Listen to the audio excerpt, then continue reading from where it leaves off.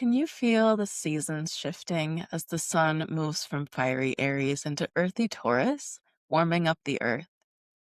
Have you noticed just within the past few weeks, fresh leaves unfurling on the trees and lawns suddenly stretching up toward the sky?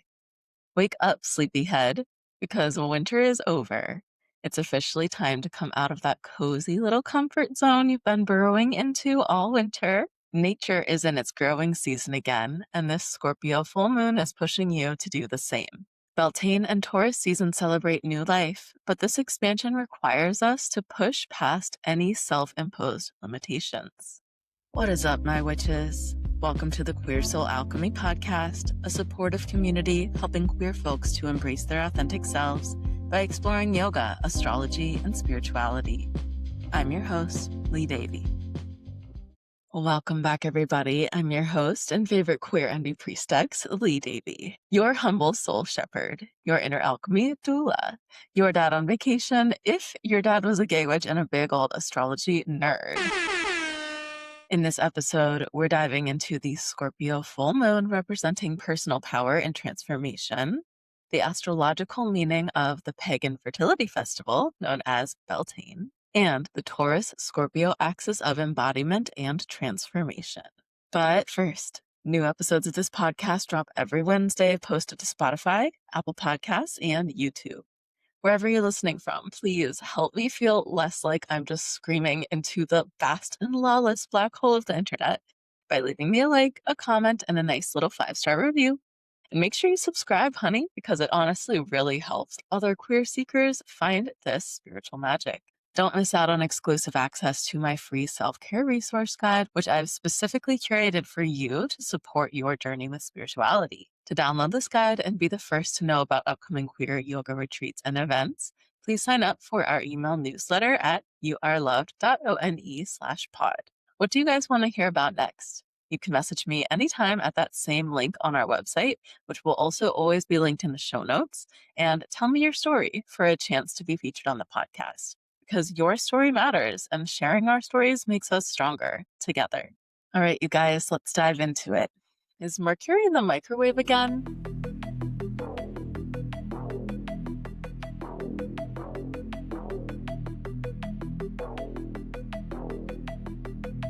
No, Mercury is not in the microwave. In fact, all of the planets are still moving direct, so none of them are in the microwave, aka in retrograde. And the sun just moved from Aries into Taurus a few days ago on April 19th. So when I think of the zodiac wheel, I think of it like a story of creation. First, Aries brings us that sense of self or our ego, the sense that we exist, that we are an individual. And then from there, the next part of the story is that the self has needs, like basic physical needs, like shelter and food and comfort for the 5 senses: sight, hearing, smell, taste, and touch, right? So this is where Taurus comes in. Taurus grounds and embodies that consciousness. If Aries is the first spark, then Taurus is the first embodiment that contains it. While Aries rules the first house of self and identity, Taurus rules the second house of material possessions and wealth. This is appropriate because Taurus is the fixed earth sign and it's ruled by Venus, the planet of love, beauty, pleasure, wealth, money, and value. As we discussed a few episodes ago, Taurus energy is very focused on stability, safety, and sensuality, those things that we can experience with the 5 senses, right? And it's also the fixed earth sign. So I describe it as the stereotypically most earthiest of the 3 earth signs, preferring routine, comfort, predictability. Taurus energy is soft yet sturdy. Taurus energy does not like to rush. It builds slowly, and it builds things that last. If Taurus is your sun sign, happy birthday. Your identity likely centers around stability, loyalty, and building a life of tangible comfort and beauty. If Taurus is your moon sign, then emotional security for you comes from consistency, touch, and material safety. That is, you feel most grounded when your environment is secure and steady. If Taurus is your rising sign, others experience you as calm, dependable, grounded, and sensual, even when you're quietly assessing whether something is worth your energy or not. All right, you guys. So it's Taurus season now. The sun is officially in Taurus until May 20th or so. You can check out your natal chart and see where is Taurus. Which house does Taurus rule in your natal chart? And do you have any planets in Taurus? These will be highlighted throughout this season. Let's talk about the Scorpio full moon that's coming up on May 1st, all about personal power and the queer art of transformation. So Taurus season is a season of rebirth that teaches us our worth is inherent. Taurus energy knows that true abundance is not rooted in overindulgence, but in nurturing a sense of alignment in your body, in your values, and in your choices. When everything is in agreement, our frequency comes into a state of harmony. But don't get too comfortable because the Scorpio full moon is coming up on May 1st, also known as May Day, also known as Beltane, also known as International Workers' Day. This full moon in Taurus's opposing sign of Scorpio is coming to shine a light on the dark underbelly or the shadow side of Taurus energy and expose anything that could potentially undermine this felt sense of alignment in your body. This lunation is fixed earth, Taurus, opposing fixed water, Scorpio. And by its nature, this can bring up some heavy things, especially if you have any of the fixed signs in your chart. So Aquarius, Leo, Taurus, and Scorpio, you might feel this extra strongly. Neither energy, Taurus or Scorpio, is a casual energy. They're both deeply committed. Neither one moves quickly. They both move with caution once they've firmly decided. Both can become deeply attached and can therefore be stubborn, just in different ways. And that's kind of true of all of the fixed signs. So that's why I said you would feel this more strongly. And in astrology, Scorpio is the alchemist of the zodiac, that fixed water sign represented by the tenacious scorpion. Scorpio has two planetary rulers, Mars, which represents personal power, and Pluto, which represents collective power. Scorpio also rules the 8th house of money, specifically money owed, as well as debts and loans, also power, addiction, death, sex, the occult, and anything else you can think of that's considered taboo. So Scorpio energy does not skim the surface of life. It descends into the depths and into a place that's really uncomfortable, right? So we see, the opposing qualities to Taurus. And like all water signs, Scorpio is intuitive and perceptive, often sensing what others haven't yet admitted, even to themselves. Scorpios can read a room with unnerving accuracy. This gives them that reputation of being intimidating. But while they see through others easily, they reveal themselves only selectively as a form of self-protection. And this ability to see others so very clearly while simultaneously being somewhat reserved or even secretive about their own inner self adds to this feeling of being unnerved or feeling intimidated by Scorpio energy. And this reservedness can be a form of self-protection, and it can also sometimes come from a place of real avoidance or fear of intimacy, which is honestly also valid because many people with strong Scorpio placements know betrayal and trauma all too well, and may even consider these to be lifelong themes for them. At some point, vulnerability may have ultimately felt unsafe, and so emotional or mental control became a survival strategy. If I hold the power, if I stay guarded, if I stay strong, then I won't be blindsided. I'll be in control. At the lower vibration, this can become secrecy, manipulation, emotional blackmail, emotional testing, and pain can become a shield. Darkness can become a hiding place. Trust can become too risky. So the darkness almost becomes that comfort zone. Like the discomfort almost becomes a comfort zone for Scorpio. Meanwhile, at a higher vibration, Scorpio energy becomes this healing vortex. These are the folks who can sit with grief, pain, addiction, death, the collective shadow, all of it, holding space for it without flinching. They understand that transformation requires the death of the old in order to make space for the new. They don't necessarily require comfort or even prioritize it. And in fact, they may gravitate toward the opposite of comfort, towards extremes, intensity, again, that darkness, a severe lack of security and stability. If Scorpio is your sun sign, your identity is likely shaped by intensity, emotional depth, and the constant drive to evolve and grow beyond who you once were. If Scorpio is your moon sign, your emotional world runs deep and very private, with loyalty that is absolute, but only once trust is earned, which can be difficult. And if Scorpio is your rising sign, then others experience you as magnetic, perceptive, powerful, and intimidating. So again, reflect on your natal chart, see which house Scorpio rules in your natal chart, and if you have any planets in Scorpio. These will all be highlighted by this upcoming lunation.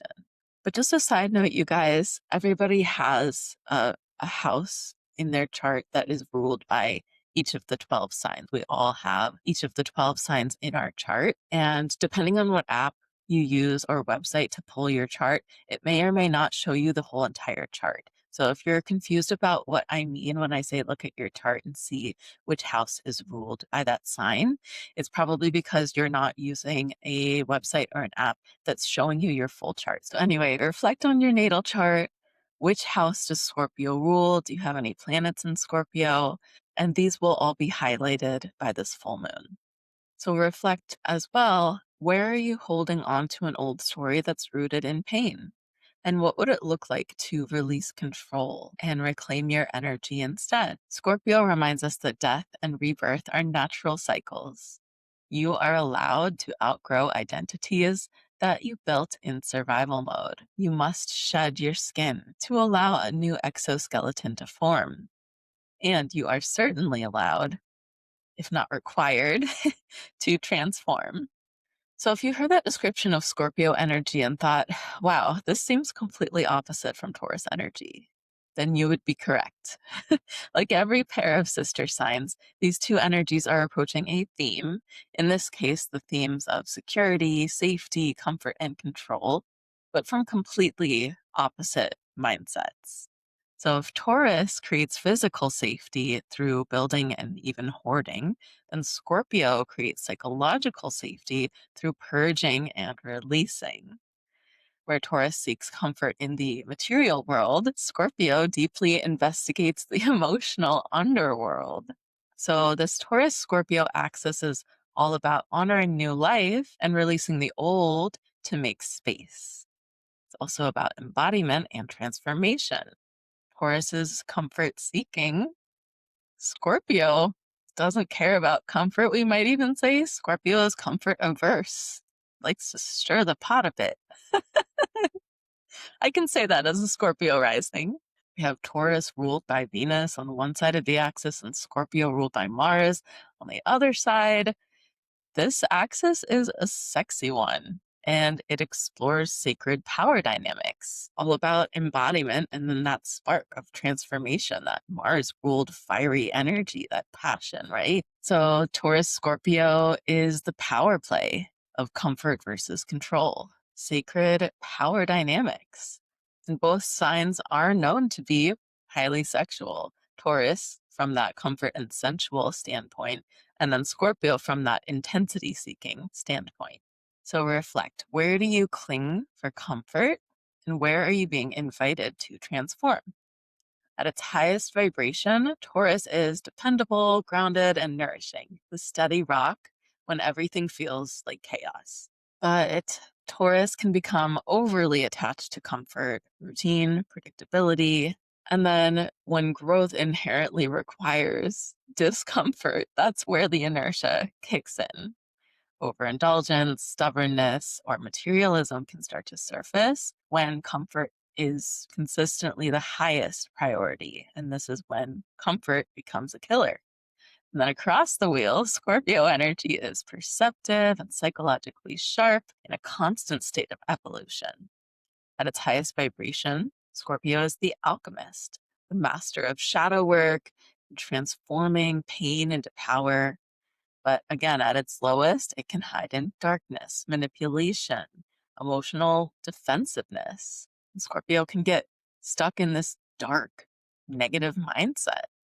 As you can see, both signs may struggle with control. Taurus through routine, predictability, possession, and Scorpio through emotional depth, emotional guardedness, and also possessiveness. But true security doesn't come from clinging to what's familiar or from gripping power tightly.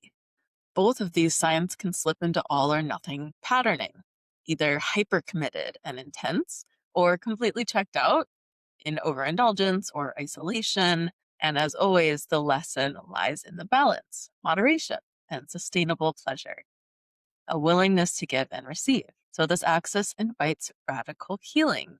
Can we enjoy pleasure without becoming overly attached? Can we face darkness without becoming it, without becoming overly attached? Can we build in a way that is stable while still allowing for transformation? And again, where are we clinging onto that comfort that no longer serves our growth? Where can we bring in more embodiment and self-care practices? The Taurus-Scorpio axis teaches us that power is not about domination, but embodiment plus evolution, devotion, and self-awareness. This full moon illuminates where we may be overly attached and where we're being invited to evolve. Last, we'll dive into the astrological meaning of the pagan fertility festival known as Beltane, which is celebrated on May 1st, also known as May Day, also known as International Workers' Day. And Beltane in paganism is the midpoint between the spring equinox and the summer solstice. Shout out to International Workers' Day. So many people, I've seen flyers and posts going around on social media.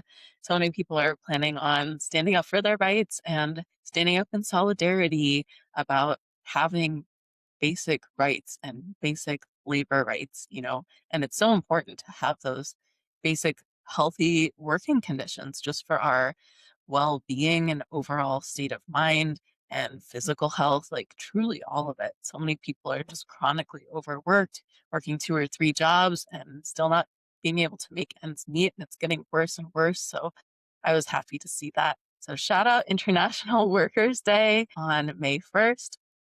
Historically, May Day has had some practices and celebrations that are somewhat similar to Beltane, like the maypole, and basically practices that celebrate fertility, right? And Beltane being just a little bit after Easter, which is another fertility celebration, really a celebration of new life after the spring equinox, when that energy is really starting to get going, right?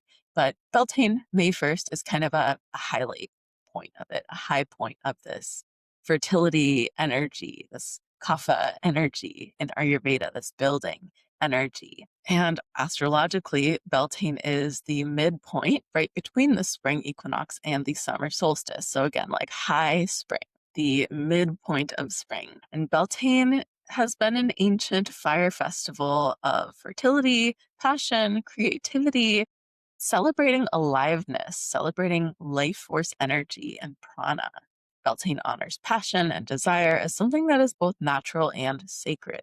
Attraction is divine and creation is holy. So when we as humans can tap into that creative capacity that we have, we're tapping into the divine. We are creating new life or creating art or creating a project, something new with our bodies, with our passion, right? With our life force energy. So whether you have babies or want to have a family, or if your clients are your kids, or if your business is your child, we're tapping into that sacral chakra energy and creating something new. We are creating something divine from the divinity within us. This idea that creation is holy and desire is sacred and natural really hits differently for generations of us queer people whose desire has historically been labeled as sinful or inappropriate or dangerous somehow, right? And taboo. Creating shame around something so normal is yet another fear tactic. It's been put in place to limit our hearts and minds. But in astrology, Taurus is the sacred keeper of the physical world and physical embodiment. So Tauruses are naturally more rooted in their bodies and in the physical 3D reality rather than in the spiritual or mental realms. with Taurus season being right at the height of springtime, marked by Beltane. This archetype certainly represents fertility and the body of Mother Earth herself. This Venusian influence is powerful medicine for queer embodiment as well, because many LGBTQ plus people have learned to dissociate from their bodies in order to survive. Taurus season energy and Beltane say, come back. Your body is sacred. Your pleasure is not a sin. Beauty and love and that pleasure is a form of healing.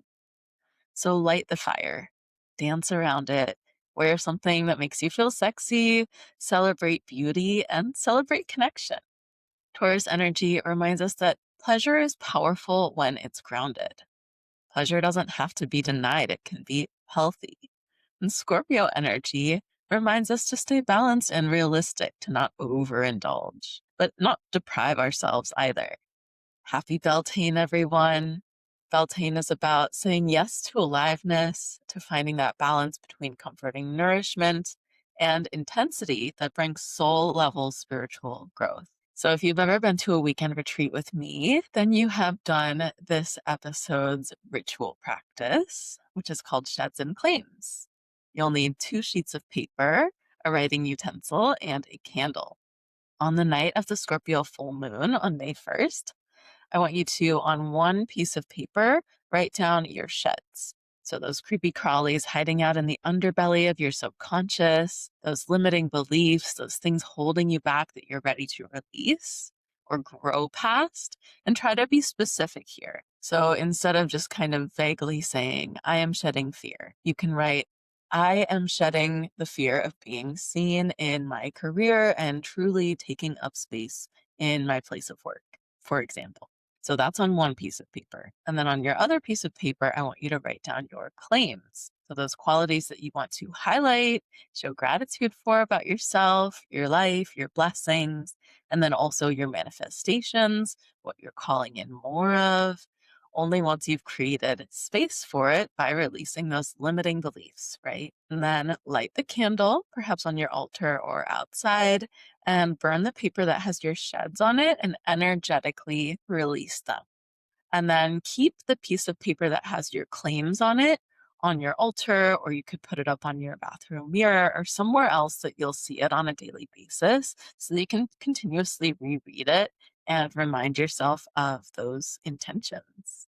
To summarize, today we explored Taurus season, Beltane, and their medicine codes of embodied worth, fertility, abundance, and stability. We unpacked the Scorpio full moon, representing personal power and transformation, and embracing growth by embracing discomfort. And we examined the Taurus-Scorpio axis, the sacred tension between our growth and comfort zones, between building something lasting and releasing limiting beliefs that keep us small. If you'd like to book a personal astrology reading with me, you can do so on my website at youareloved.one/readings, and I'd be honored to dive into your chart and see what's going on and how this energy is affecting you personally. You can also join our online community for just $11 per month to access exclusive new monthly content, including over 10 hours of video workshops and a deep dive into astrology.